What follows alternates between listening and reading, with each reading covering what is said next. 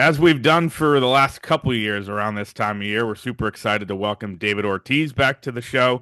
David's in Marco Island, Florida, a weekend with Poppy, benefiting the David Ortiz Children's Fund. We will get to that. But David, you've been in the news the last couple days, as Sean and I know. Yeah, David, you've spoken a lot about your feelings about the Red Sox and Juan Soto, the free agent outfielder who the Red Sox met with a week ago yesterday. You're optimistic about this. What gives you that feeling, and what's your take on these negotiations that are going on? Well, first of all, the Red Sox meeting up with him in California last week, uh, and the way the team is trying to approach him, uh, that is a good sign. I mean, the the Red Sox basically last week they want me to be at the meeting with Soto. I was dealing with uh, when they let me know with a short notice, and I was going to with I was going through some situation with my dad. Um, um, as you know, my dad had been a little sick with some situation that we're dealing with, and I couldn't go.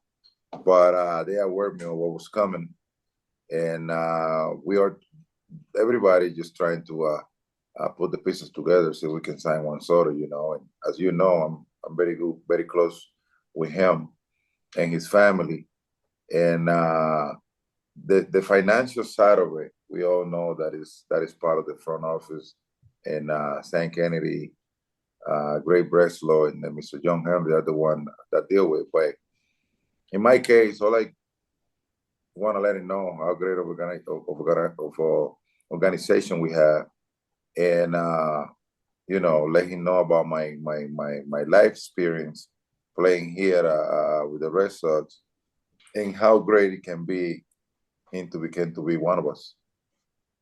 A lot of people have, the Mets and Yankees, maybe even the Dodgers ahead of the Red Sox in the pecking order here. You're more optimistic than most. What gives you that feeling, David? I mean, when you are chasing someone like him, you have to be optimistic. You have to be confident. You have to move the pieces around, um, and do whatever it takes to get a hold of something or someone like him, you know. And the one thing that made me so optimistic is the way the Red Sox are trying to approach him. I mean, the Red Sox are really trying to get this kid, and that motivated me. That motivated me to even go and talk to him and do whatever it takes for him to be a Red Sox. There was a story that went up in the Globe yesterday. Mike Silverman wrote, and he did an interview with Sam Kennedy, and who I know you're close to. In the middle of that story, he wrote that Sam Kennedy got a phone call from you, had to step away, and was super excited about what was said on the other line. So, what did you say to Sam that got him so happy in that moment? You know what? That is surprising because I don't know what Sam was doing when I called him, but no, the conversation was based on some of the things, and some of the things that probably get to be related to what we are chasing. Yeah, So you reality. So you feel, I mean, other people, like Sean said, feel like it's the New York teams. You feel like, even with the money the price is going to get, that the Red Sox have a real shot here? Listen, we realized that we had to go back into the winning days. We had to go back into the sold out. We had to go back and to give the fans what they expect is which is a winning team on the field that can take us to the promised land. And the only way that's going to happen is spending money. Everybody's doing it. Everybody's going for the free agent, the pieces that they need to win, and we need to go back on that. So that's why the Red Sox are so interested on Soto and some of the free agents. David, you have said that he could be the next Big Poppy in a Red Sox uniform. What makes you say that? What do you like most? I mean, the numbers are off the charts. We've seen the OPS, the on base percentage. The home runs, everything. The offensive numbers are terrific. But what makes you think that he could be the modern version of you? Because he will be the guy that handle both sides in the clubhouse, the Latin community and the American community. That's what I used to do when I played. You guys know that as well. Plus, what you are capable of doing on the field. He's the one guy that had that profile. He's the one guy who bring unity, good chemistry. We saw it all in New York. The guy changed everything in New York in 1 year. You can see the difference from the year before and this year. He made Aaron Judge better. He made whoever was around him better. He's the type of player that I mean, he had the best recognition of the strike zone out of any player in baseball right now. I mean, he's a guy that have an incredible education. I know his parents. I know I'm very close with Belky, his mom, and Juan, his father. I mean, I know where this kid come from. You know what I'm saying? And he had that talent. He had that power at a younger age than me when I was doing my thing. So he got all the tools. He got all the tools. I mean, this is the perfect guy to build an organization around, as you know. David, you talked about just the other offseason, other offseason aggressiveness. They need pitching too. If you're running the Red Sox, who are you signing for pitchers? I had to go and check up on the list of free agents out there, but there's some good candidate out there, free agents. I mean, me personally, I will go for a couple of starters that can hold ground for me, eat a lot of innings, and give the guy the opportunity to score runs. And I'll probably go for another bullpen guy. We'll give you the list of starters. You got Max Fried, Corbin Burns, and Blake Snell. Who do you like best of those three? Max Fried, who else?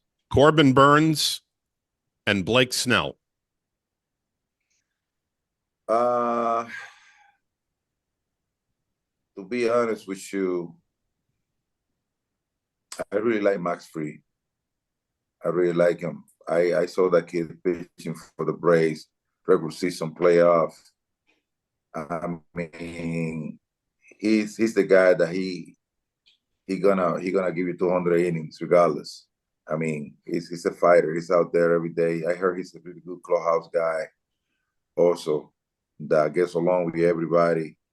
I mean, and he's young. I mean, how old is he right now? 31, 30, 31. Fried is 30-ish right 30. now. I mean, I would say this: when the pitchers, when they hit the 30, late 20s, early 30, their experience pitching wise, it get to the next level. You know what I'm saying? Before that age, it's more of a power, intensity, this and that. Once they get that age, they even know how to deal with their body so they can stay put out there. You know what I'm saying? So I always like when an organization at the age of 28, 29, 30, they give starting pitcher a 5-6 year deal, because I always say that's when they play with their experience. That's when they get smarter, and they know what to do. We talked about big sums of money with Soto and Fried, but I think most importantly, you guys are trying to raise a lot of money this weekend. $1,775,000 is your goal. Weekend with Papi. We saw the guest list. You have a ton of friends and celebrities coming out to Marco Island. What does this weekend mean to you and just all the charitable work you do, David? I mean, this is our big weekend where we raise really good money to provide life-saving surgery for more kids. And to this point, we have been able to do surgery for more than 1,600 children in the DR in New England. More than 17,000 have been benefited from this foundation. and our goal is continue doing it. I mean, I got all my homies right here this weekend. The captain, Derek Jeter, is here. Barry Larkin, James Wright, Jorge Posada, some of my former teammates, JBJ, you, Johnny Damon, Pedro, Gay Capelo, Brock Hall, Dawson is here. From the NBA, we have guys like Julius Erving, Rashard Lewis, and National Hockey League, we have my boy Sean Thornton and some others. I mean, we are loaded. Even Ric Flair is here. I can wait Pedroia to see Ric Flair. I can wait for them to get together. That'll be fun to watch. You know, that's Pedroia hero. I mean, we got so many people here that they know. They understand the meaning of what we do right here. And it's all about saving lives, changing family future direction. That's what we are, because as you know, Sean, when you have a sick kid and you don't have the financial status to provide for that child, I can even imagine what can go through any parent's mind. So we're here to do that. We let people know that with $5,000 you can save a life. Our goal is to reach out at 1.7 this year, and that's what we're here for this weekend. That's great, David. Congratulations on the effort, and I know how important it is to you, both back in the DR and in Boston, to make that impact. We got one more question for you. I'm not sure if you're familiar with the phrase elevator pitch, but it's sort of what you would say in a quick amount of time to convince somebody of something important to you. So, what is your elevator pitch to Juan Soto to sign with the Red Sox? If you had to limit it to about 20 seconds, what would you tell him about why he should make this his choice? Because you're gonna play for an organization that have a lot of history. You're gonna play for an organization that have the greatest fans. He's gonna feel like he's gonna be playing at home in the Dominican Republic, and he's gonna have in his corner his godfather, Big Papi. We'll wrap it there. David, thanks so much and good luck this weekend. Hey, thank you guys. Thanks for the time, David. All right, yeah.